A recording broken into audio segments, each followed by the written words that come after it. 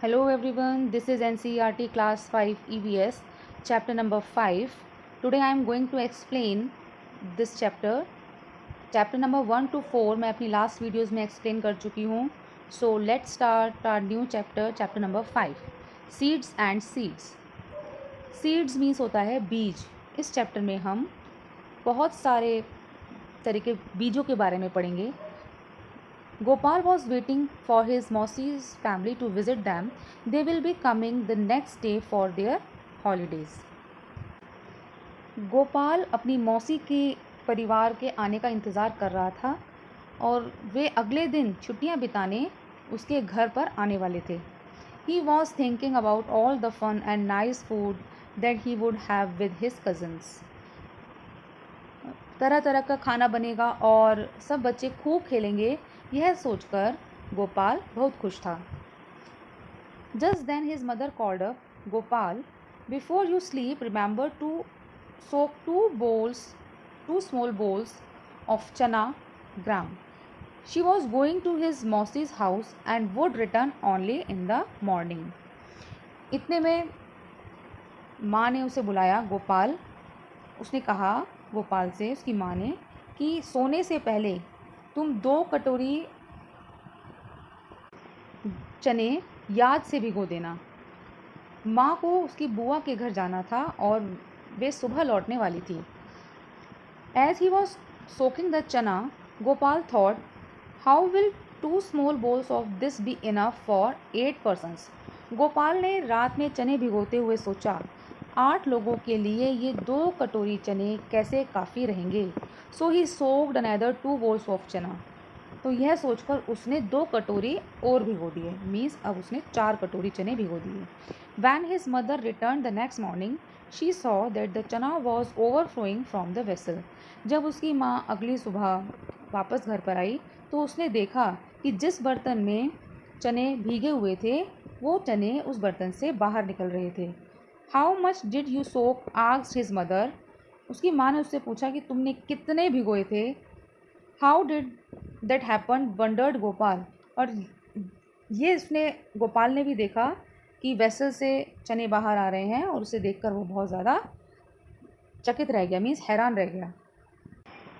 You soak too much, anyway it is good now, it will cook, I will cook half of them and leave the other half to sprout. चलो, जो हुआ वो ठीक हुआ, तुमने अच्छा ही किया. अब मैं आधे चने अंकुरित करके बुआ के यहाँ भिजवा दूंगी और आधे घर में ही बना लूँगी. I can send these to your auntie. The doctor has told her to eat sprouts, mother said. Mother ने कहा कि मैं इनमें से आधे बना लूँगी और आधे तुम्हारी बुआ के यहाँ भिजवा दूँगी क्योंकि डॉक्टर्स ने उन्हें स्प्राउट्स खाने के लिए कहा है. She tied half of the soaked chana in a wet cloth and hanged them up to sprout. माँ ने अंकुरित करने के लिए चने भीगे हुए कपड़े में लपेटकर टांग दिए. डिस्कस, यहाँ पे कुछ क्वेश्चंस हैं, आगे देखते हैं. Do this and find out, ये भी एक एक्सपेरिमेंट है. टेल एंड राइट से रिलेटेड क्वेश्चंस हैं. चलिए आगे देखते हैं. यहाँ पर भी कुछ एक्सपेरिमेंट्स हैं, उससे रिलेटेड कुछ क्वेश्चंस हैं. चलिए आगे देखते हैं. प्लांट्स विच हंट, ये शिकारी पौधे हैं जो शिकार करते हैं. There are some plants which trap and eat frogs, insects and even mice. कुछ पौधे ऐसे भी होते हैं जो चूहे, कीड़े मकोड़े और छोटे अन्य जीवों का शिकार करते हैं. The pitcher plant Nepenthes is one such plant. It is found in Australia, Indonesia and Meghalaya in India. इन्हें निपेंथिस इनमें जो निपेंथिस है वो सबसे ज़्यादा मशहूर प्लांट है और ये प्लांट ऑस्ट्रेलिया, इंडोनेशिया और भारत के मेघालय राज्य में पाया जाता है. It has a picture like shape and the mouth is covered by a leaf. इसका जो शेप होती है, जो इसकी आकार होता है, वो लंबे घड़े जैसा होता है जिसके ऊपर पत्ती का एक ढक्कन लगा होता है. The plant has a special smell that attracts insects to it.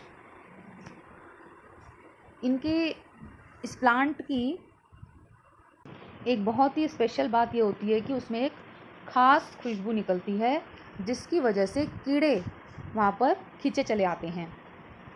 When the insect lands on the mouth of the plant, it gets trapped and cannot get out. What a clever way to hunt!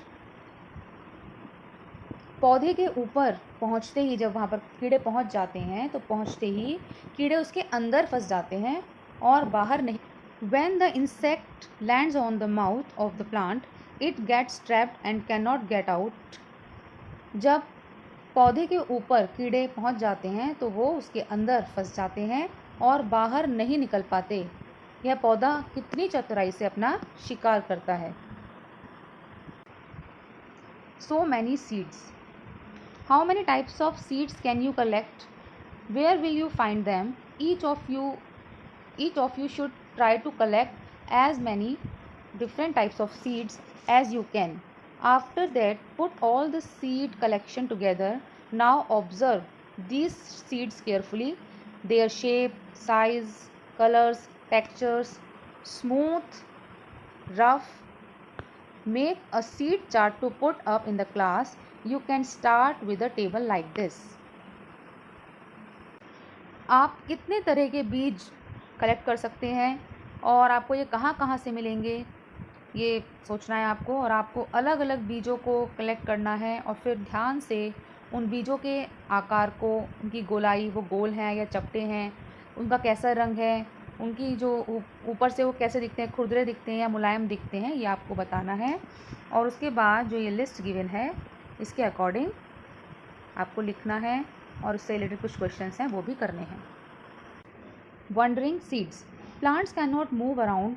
Once they grow, they remain in the same place, but their seeds are great traveler.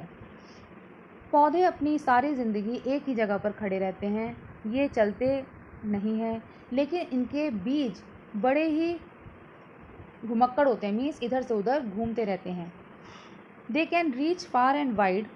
Look at the picture 1 on the next page and see the flying seeds. पौधों के जो बीज होते हैं वो बहुत दूर दूर तक पहुंचते हैं। कैसे देखते हैं, ये देखिए पिक्चर गिवन है यहाँ पर, फर्स्ट पिक्चर और सेकंड पिक्चर, दो पिक्चर्स हैं यहाँ पर। सबसे पहले हम फर्स्ट पिक्चर के बारे में पढ़ेंगे। Have you seen any seed that can fly? क्या आपने भी कोई बीज ऐसा देखा है जो उड़ता हुआ हो, उड़ता देखा है means. What is it called in your area? आपके यहाँ पर उसे क्या कहते हैं। And look at your seed collection, guess how many of those could have travelled by flying?